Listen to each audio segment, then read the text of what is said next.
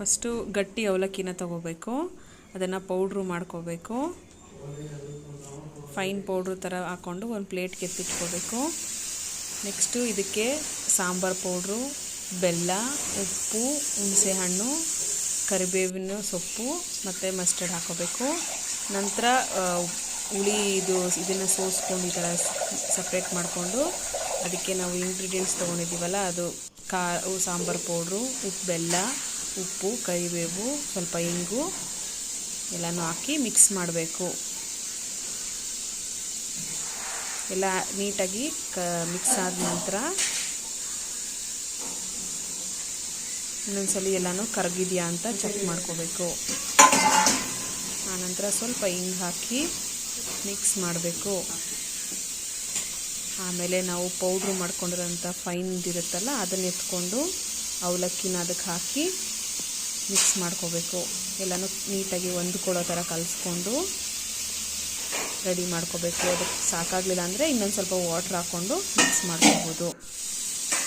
ನೀಟಾಗಿ ಅದು ಮಿಕ್ಸ್ ಆಗಿದ್ದ ಮಿಕ್ಸ್ಚರ್ಗೆ ಸಪ್ರೇಟಾಗಿ ಮಾಡಿಕೊಂಡು ಎತ್ತಿಟ್ಕೋಬೇಕು. ಆನಂತರ ಒಂದು ಕಡಾಯಿ ಬರಲೇ ಎಲ್ಲ ನೀಟಾಗಿ ಮಿಕ್ಸ್ ಆಗಿದೆಯಾ ನೋಡಿಕೊಂಡು ಬೇಕಾದರೆ ಇನ್ನೊಂದು ಸ್ವಲ್ಪ ವಾಟ್ರ್ ಹಾಕ್ಕೊಂಡು ಅದನ್ನ ಕರೆಕ್ಟಾಗಿ ಮಿಕ್ಸ್ ಮಾಡ್ಕೋಬೇಕು.